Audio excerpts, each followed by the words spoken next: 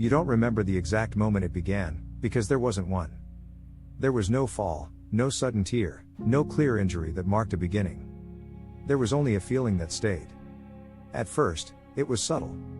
A stiffness in the morning that faded after a few steps. A shoulder that felt tight after carrying something ordinary. A tendon that quietly announced itself when you climbed the stairs. You assumed it would pass. But it didn't. Weeks turned into months, and the sensation remained. Not painful enough to stop you. Not dramatic enough to explain. Just present enough to change how you moved, how you sat, how you reached. And without realizing it, you began to adapt your life around it. Many people after 50 describe joint and tendon pain in exactly this way. They don't say they're injured. They say something feels unfinished. They describe pain that appears without warning, takes far longer to calm down than it used to, never fully resolves. They rest more, yet feel stiffer. They move less, yet feel more fragile. Eventually, someone offers an explanation that sounds reasonable but feels hollow. This is just what happens after 50.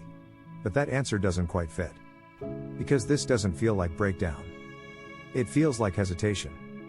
Joint and tendon pain after midlife is rarely about a single joint or tendon. It is about communication. And communication inside the body changes with age. When you are younger, healing tends to be decisive. Inflammation rises quickly, does its work, and resolves. Blood flow adapts. Repair mechanisms activate and then stand down. The tissue returns to baseline. After 50, this process becomes more cautious. Not because the body has forgotten how to heal, but because it has learned restraint.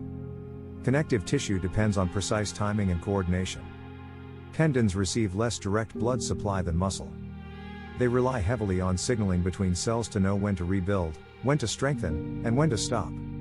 When that signaling becomes less efficient, healing does not fail. It stalls. Repair begins, but the conversation never fully completes.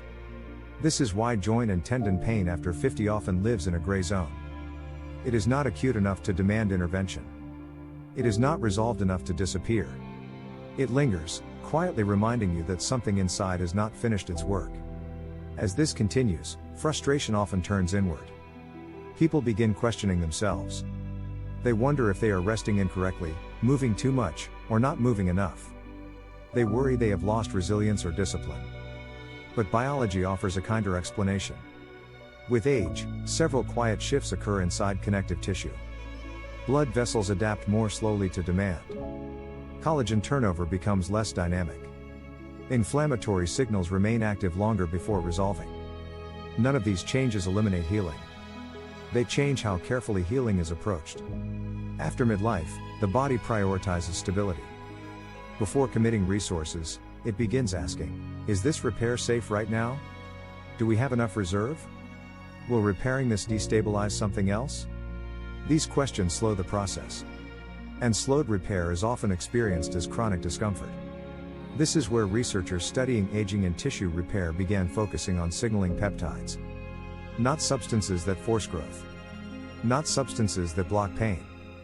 But molecules that help tissues coordinate complex repair processes. One of the peptides most often studied in this context is BPC-157. BPC-157 is not a painkiller. It is not a steroid. It is not a hormone. It is a small peptide originally identified in gastric tissue, where it appeared to play a role in tissue protection and repair. What drew scientific interest was not that BPC-157 heals tissue directly. It was that it appeared to influence how repair processes are organized. That distinction matters. In laboratory and animal research, BPC-157 has been studied for how it interacts with key processes involved in joint and tendon repair, including connective tissue remodeling, blood vessel signaling, inflammation regulation, and tendon-to-bone healing. These observations are not clinical proof. They are not guarantees. But together, they form a pattern researchers continue to examine. BPC-157 does not behave like a stimulant for growth. It behaves more like a coordinator. As if it helps different elements of the repair process remain in communication rather than acting out of sequence. For aging tissue, coordination may matter more than speed. After 50, healing is no longer just about fixing damage. It is about managing risk. Aggressive repair can create new problems: scar tissue, chronic inflammation, instability elsewhere. So the body becomes careful. And careful healing feels slow. This is especially true for tendons. Tendons do not tolerate extremes well. They do not like prolonged inflammation. They do not respond well to sudden overload. They require clarity, consistency, and time. When signals are chaotic, tendons remain guarded. This explains why many recovery strategies that worked earlier in life begin to fail. Pushing through discomfort can increase irritation. Overstretching can destabilize already cautious tissue. Aggressive strengthening can trigger protective inflammation. The tissue hears noise, not guidance. Research involving BPC-157 suggests a different perspective. Not force. Not suppression. But organization. In studies, BPC-157 appears to interact with signaling pathways that help tissues remain coordinated during stress and repair. Almost like keeping the repair crew communicating instead of working in isolation. It is important to remain honest. Most research on BPC-157 remains preclinical. Human data is limited. The peptide is not FDA approved.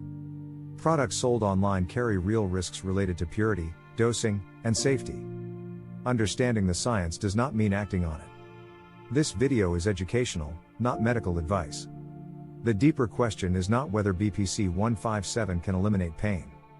The deeper question is why the body becomes more conservative with repair after 50, and how that conservatism shapes pain. Healing requires energy. After midlife, energy is protected carefully. Every inflammatory response has consequences. Every repair effort must be justified. So the body slows, not because it cannot heal, but because it has learned to heal selectively. In this context, pain is often a signal of unfinished communication. The tissue is saying, I started repairing, but the process was interrupted.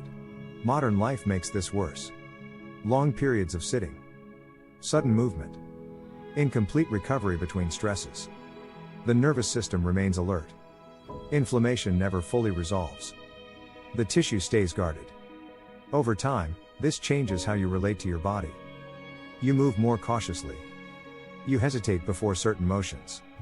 You lose trust in movements that once felt automatic. This is not weakness.